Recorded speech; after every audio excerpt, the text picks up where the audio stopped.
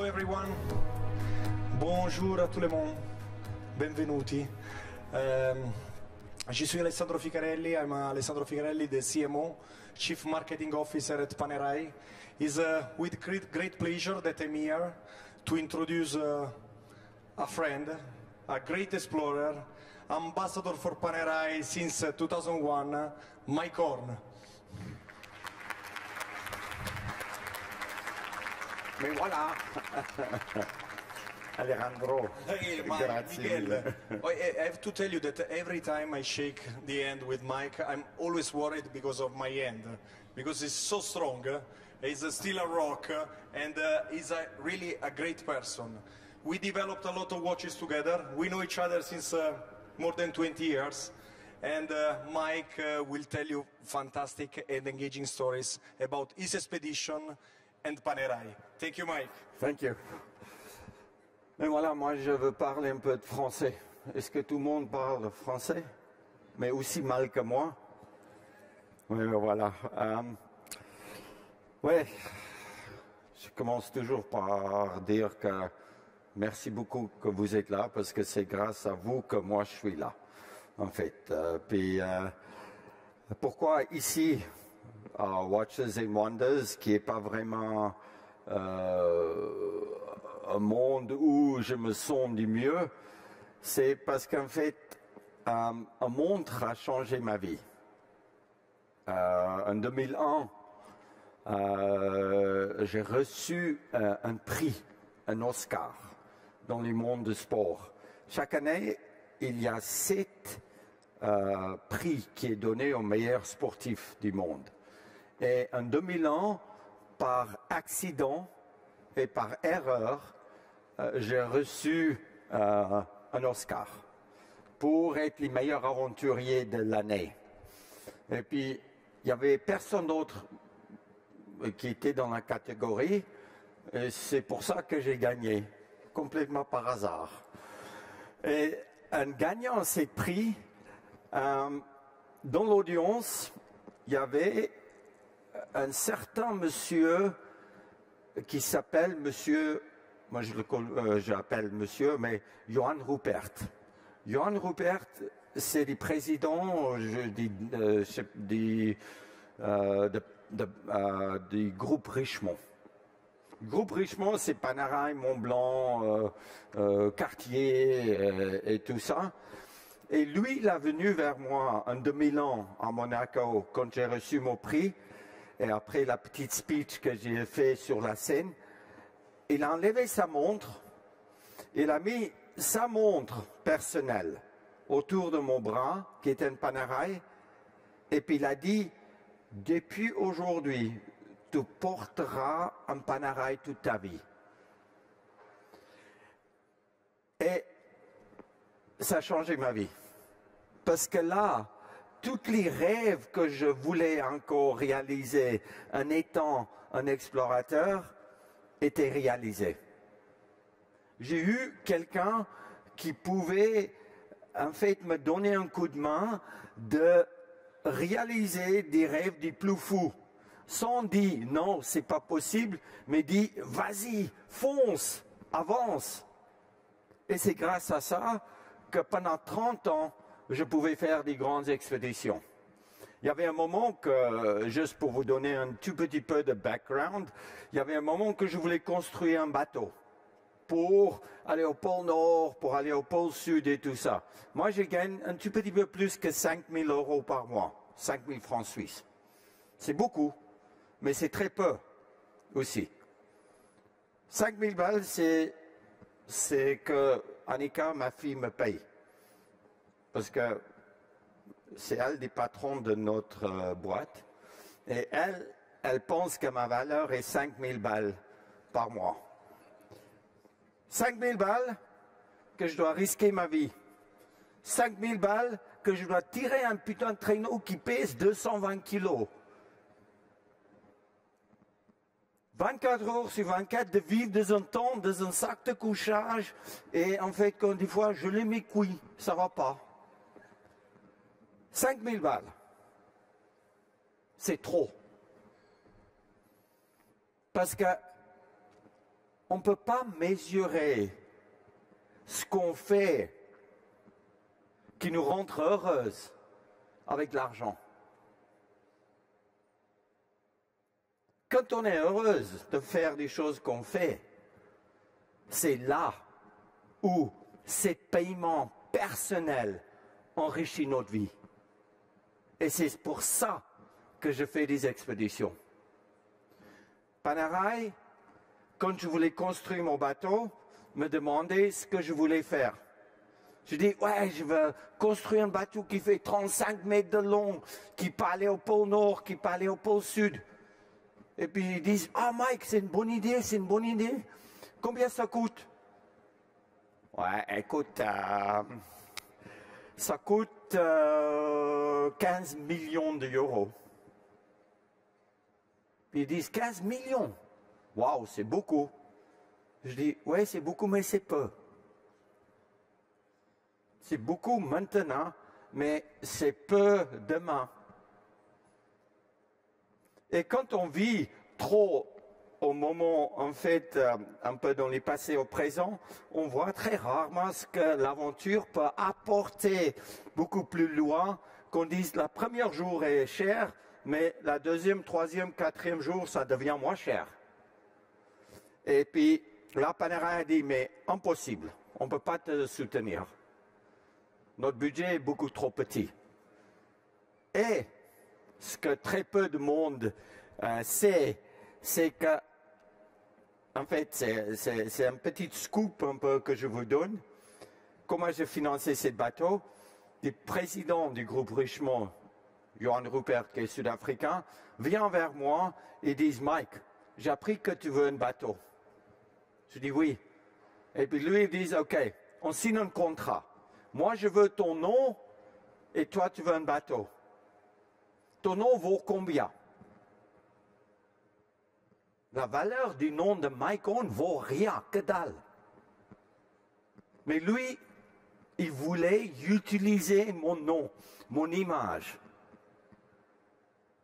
Et j'ai dit, je ne veux pas d'argent pour mon nom, je vous donne mon nom et toi, tu me donnes un bateau. On fait un échange. Et les bateaux l'appartiennent et mon nom l'appartient. Moi, je me trouve avec rien, mais avec un outil de travail qui me permet de faire ce que je rêve de faire. Et c'est pour ça qu'on parle de ça ici. Parce que c'est autour du montre. À 8 ans, j'ai reçu ma première montre. Et avec la montre, il y avait une seule règle.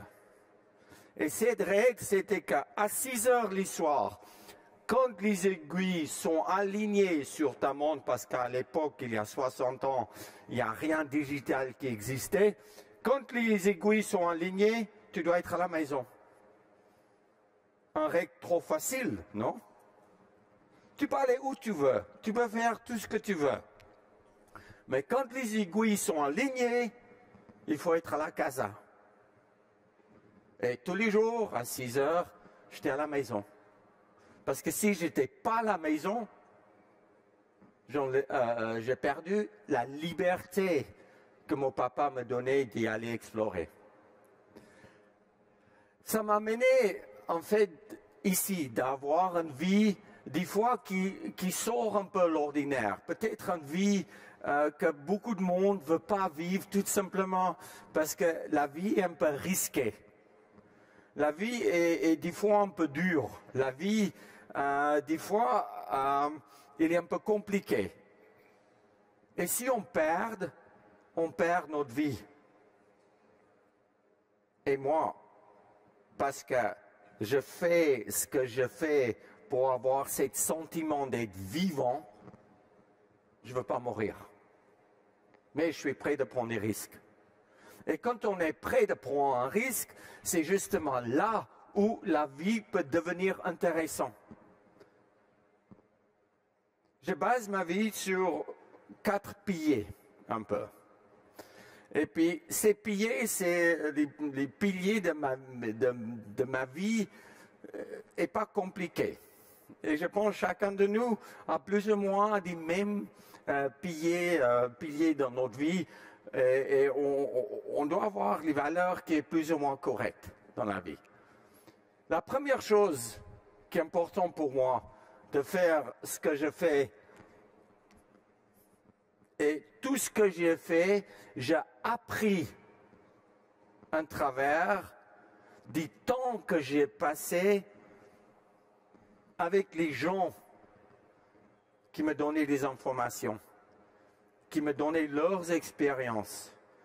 J'étais prêt de m'engager, de passer plus que 6 mois dans l'Arctique avec un Inuit, un Esquimau, pour apprendre comment eux ils vivent, pour que moi je peux rester vivant. Mais pourquoi je veux le faire? Tout simplement parce que, en fait, je fais d'abord ce que j'aime. Et si on peut faire ce qu'on aime dans la vie, on est déjà plus motivé d'y aller bosser, non? Après, je fais ce que je fais plus ou moins bien. Et si on fait ce qu'on fait plus ou moins bien, on devient de mieux en mieux dans ce qu'on fait. Parce qu'on aime ce qu'on fait et on fait ce qu'on fait bien. Moi, je suis bien à moins 50. Je suis moins bien là. À moins 60, je suis confortable. À moins 50, je réfléchis complètement différent qu'ici. Ça veut dire que je suis mieux là. Je fais bien des choses là-bas pour rester vivant et j'aime ce que je fais. Après, le troisième pilier qui est important, ou les piliers, comment on dit piliers?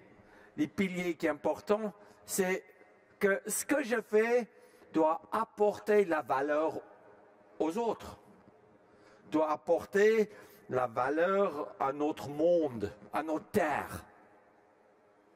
Oui, aller au pôle Nord, est-ce que ça apporte quelque chose? Rien. De grimper une montagne de 8000 mètres, ça sert à quelque chose? Non. Mais peut-être ça peut inspirer la jeunesse. Peut-être ça peut motiver les gens de sortir de leur trou. Peut-être grâce à ça, on peut planter 8 millions d'arbres dans l'Amazon. Peut-être, parce que je suis engagé dans la nature, on peut faire des projets environnementaux énormes de replanter des coraux, de nettoyer la mer, des choses qu'on n'a pas besoin de parler, mais qu'on fait. Si on fait quelque chose qui apporte la valeur à nos terres et qui inspire les autres, on est encore beaucoup plus motivé de faire ce qu'on fait. Et puis après, la dernière chose qui est importante, si on peut gagner un peu d'argent en faisant ça qu'on aime, ça qu'on fait bien, ça qui apporte la valeur, si on peut gagner un peu d'argent, mon pauvre ami, on est nickel. On est tip-top. Mais il faut être prêt de s'engager. Dans la vie, il y a un choix. On peut choisir de marcher ici, et si je fais une erreur, je tombe et je suis foutu. Ou on peut marcher ici, loin de la falaise, ou je peux faire plein d'erreurs, je tombe, je me relève et je continue. La vie ici, sur la falaise, elle est beaucoup plus dangereuse et les gens disent beaucoup plus court parce que tu prends beaucoup de risques. La vie loin de la falaise, mon pauvre ami, elle est tout droit chiante. Toutes les deux vies, c'est bien. On ne peut pas critiquer quelqu'un qui marche là ou quelqu'un qui marche ici. La seule différence entre la vie sur la falaise ou la précipice, Et là, c'est la vue. Moi, je préfère de passer mes 30 000 jours, et 30 000 jours, c'est jusqu'à l'âge moyen de 80 ans hein, qu'on a dans la vie. Je préfère de passer mes 30 000 jours, si tout va bien, sur la falaise. Parce que la vue est extraordinaire. Choisis un peu votre vie. Parce que l'aventure nous amène au-delà de notre connaissance et de notre expérience. Si on n'est pas en train d'évoluer et développer, notre vie n'a pas vraiment un sens si on fait tous les jours la même chose. On perd cette passion pour vivre. J'ai 60 ans. Demain, je monte dans l'avion et je vais traverser Groenland avec ma fille que j'ai jamais fait par avant. C'est excitant. Les 30 000 jours que je parle qu'on a de notre vie, c'est 30 000 jours et la moitié du temps, on dort. 15 000 jours, on dort. Et on a 15 000 jours de faire ce qu'on a envie de faire dans la vie. Imagine qu'on prend ces 15 000 jours et on marche un tout petit peu plus près de la falaise où la vie a une meilleure vue. C'est là où on va commencer d'inspirer en fait les autres. C'est sûr, en travers de ce que j'ai fait, on voit des changements de notre climat. Avant, ce que je faisais, c'était vraiment, en fait, faire une expédition après l'autre. Panerai, pour chaque expédition, me préparait des montres exprès pour mes expéditions, que je n'ai pas. Quand tu me portes une montre au pôle Nord, comme quand cette image est prise, on voit les yeux des ours qui allument comme les montres de Panerai. L'expédition se passait pendant la nuit, parce que c'était l'hiver au pôle Nord. La montre, s'il n'est pas amagnétique, il ne fonctionne plus là-bas. Si l'huile et les lubrifiants, je ne sais pas qu'est-ce que c'est, n'est pas bien, la montre givre et ça ne tourne pas. Ça veut dire que pour chaque expédition que je faisais, Panerai faisait du monde pour moi, pas pour donner l'heure, mais pour donner la direction.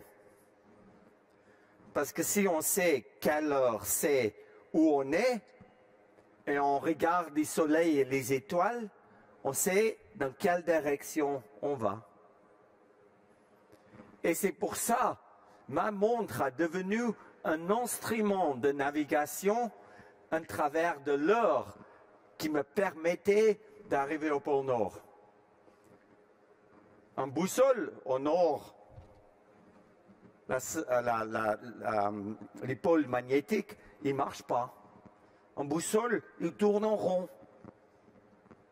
Les cristals liquides, Crystal Liquid LCD, ça gèle à combien? Moins 18, ça gèle. Tous les jours, je suis à moins 40. Ça veut dire que c'est joli d'avoir un téléphone et puis une montre qui gèle et qui est noire.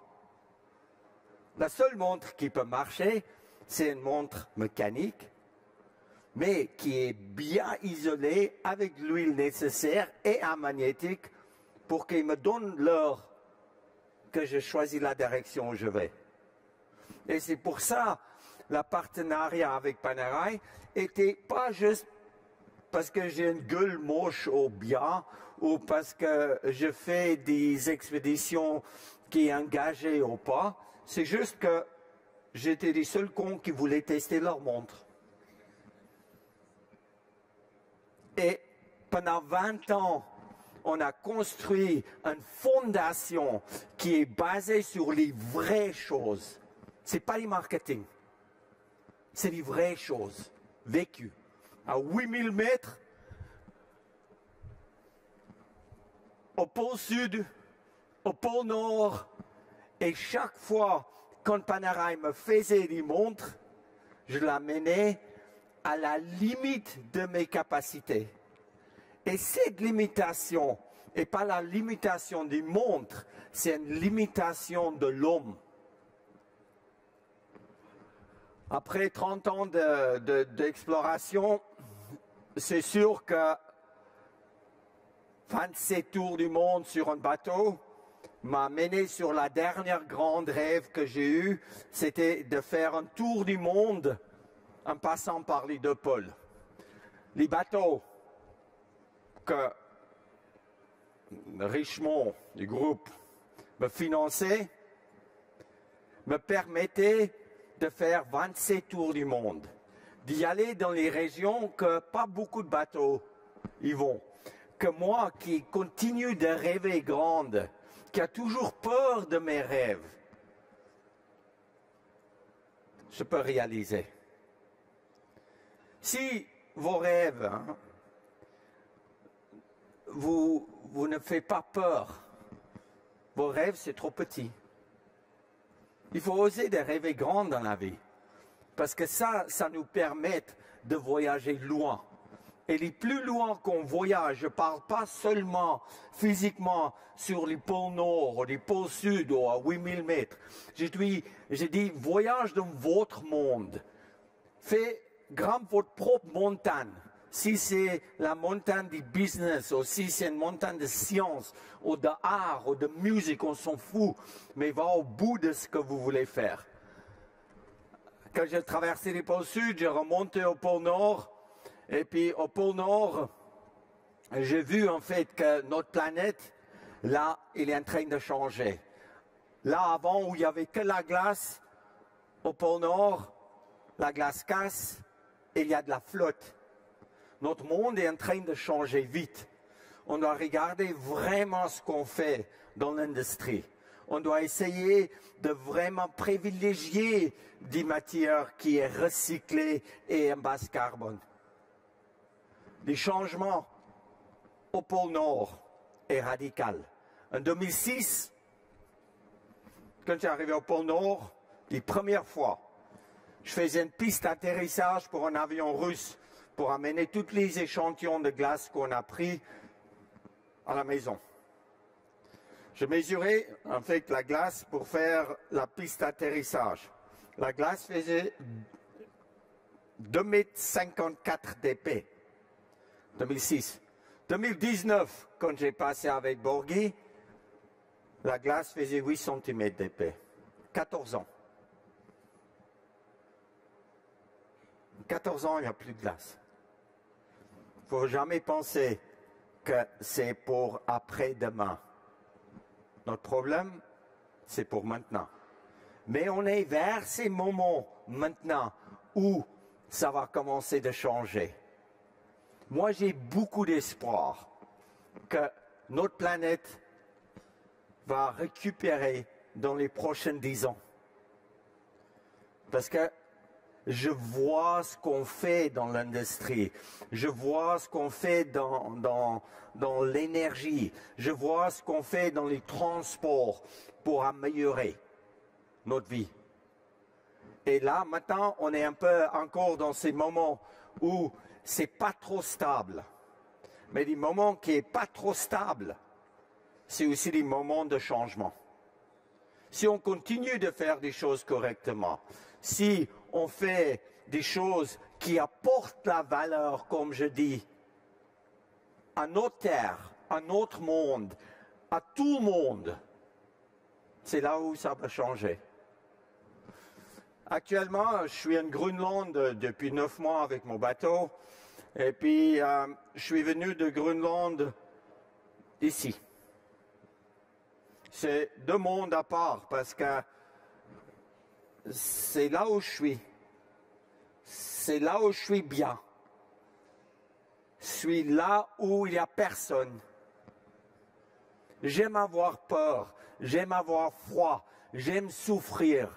J'aime tout ce que les autres n'aiment pas. C'est pour ça qu'il n'y a pas beaucoup de monde là-bas.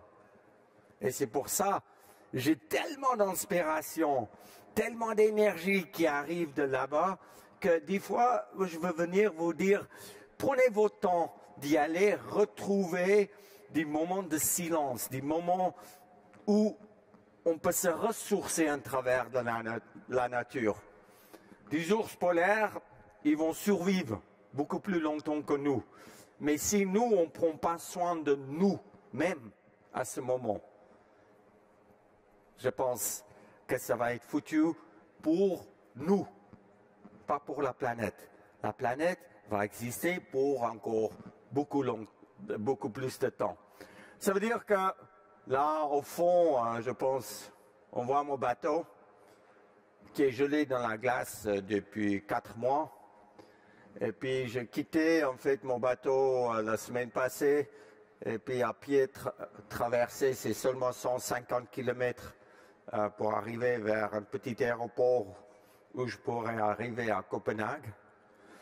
Et puis, on est au Watches and Wonders ici. Tout le monde regarde des montres. Chaque seconde passe. Chaque seconde est importante pour notre vie.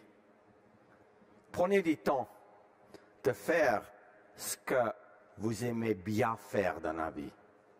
C'est pour ça qu'on achète une montre. Pour prendre du temps de faire ce qu'on aime. Et puis la dernière petite image que je veux partager avec vous, c'est juste là, demain je retourne en Groenland avec ma fille. J'ai formé, comment dire, j'ai pris des chiens sauvages qui est moitié loup, moitié chien groenlandais. Pendant les derniers 3 mois, je l'entraîne. Et pour la première fois, je pars avec ma fille et avec les chiens, et pas toute seule, pour de nouveau vivre une expérience, plus d'immersion dans la nature que possible. Rêve grande, fais ce que vous aimez bien, fais ce que vous faites bien, apporte la valeur au monde, gagne des ronds, et puis la vie va être belle. Merci beaucoup.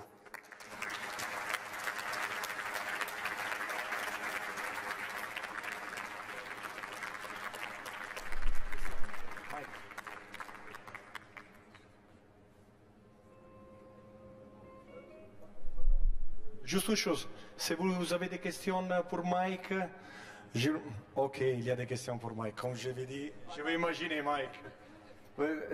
Si vous êtes pressé de partir, il faut y aller, hein. Il ne faut pas avoir peur. Hein. Bonjour Mike. Comment ça va? Ça va bien, j'ai regardé tes vidéos avec Franck Sensé, j'ai adoré. J'ai une petite question, je te permets de te tutoyer.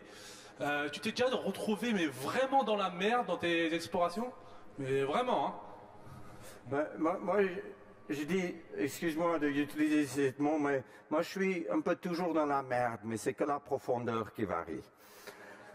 Je pense, vous, dans votre vie de tous les jours, excuse-moi, c'est pas d'être vulgaire et tout ça, mais c'est une expression qui m'icône.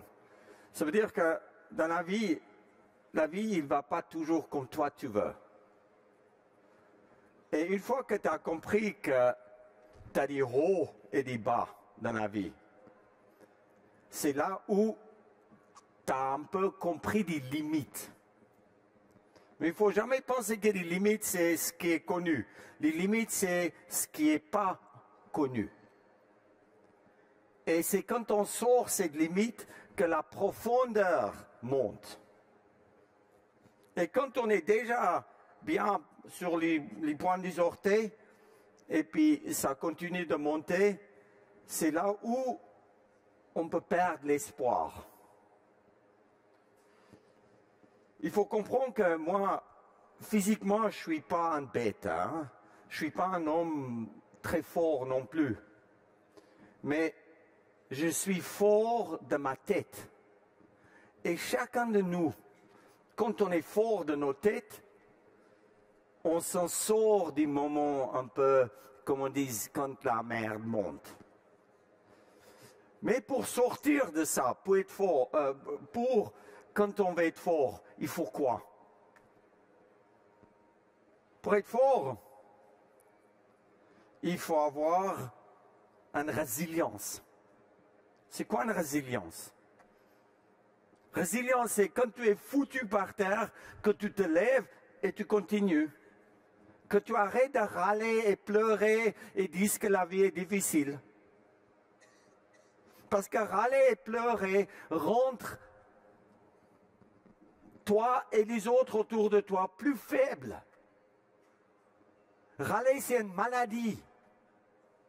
D'être victime, c'est une maladie. Deviens plus fort. Parce que comme ça, on est plus résilient. Parce qu'on se lève chaque fois quand quelqu'un nous pousse en bas. Et on se lève vite. De râler, plus personne n'écoute.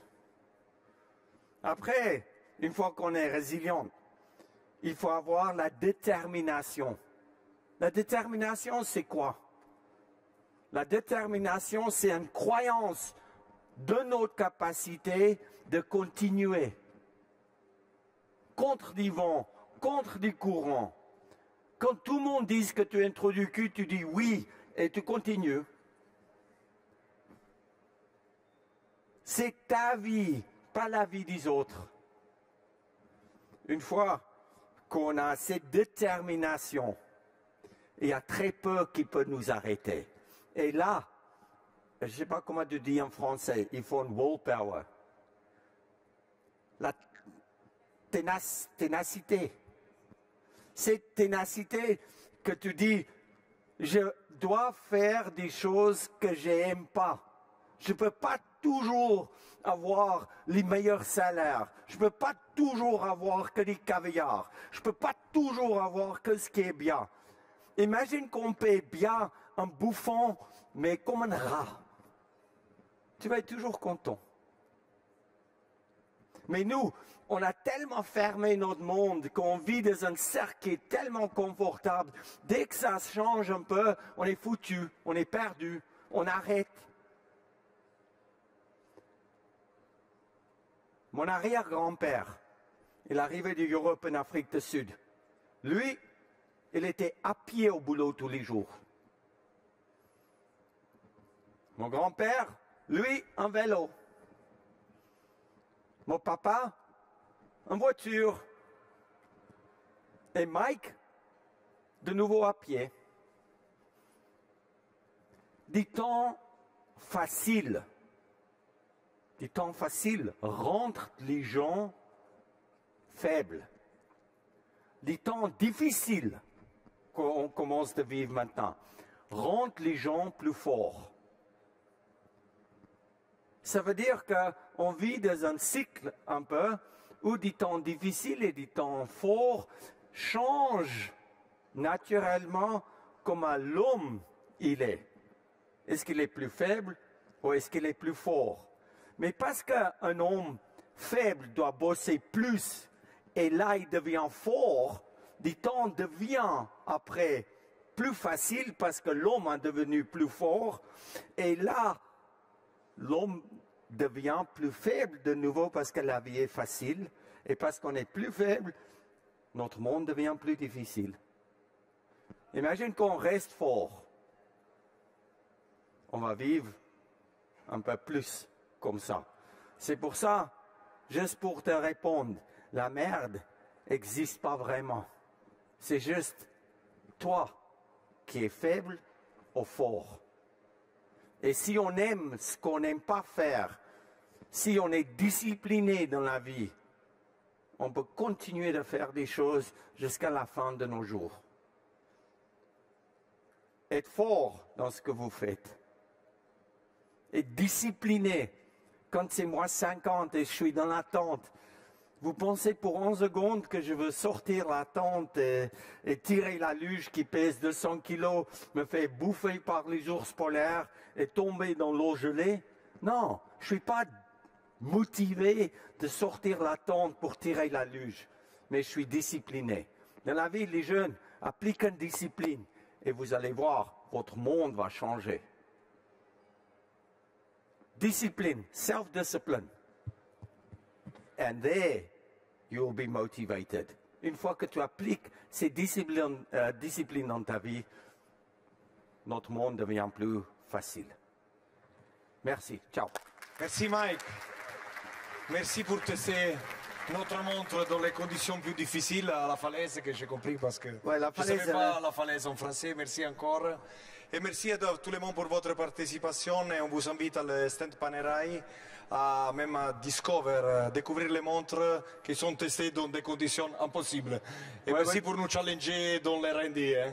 Mais après, si vous, moi je vais retourner sur les stands Panerai, puis je serai là juste pour 2 ou 3 photos si vous voulez, puis juste pour dire Merci bonjour, beaucoup. au revoir. Merci Merci, beaucoup. au revoir. Au revoir.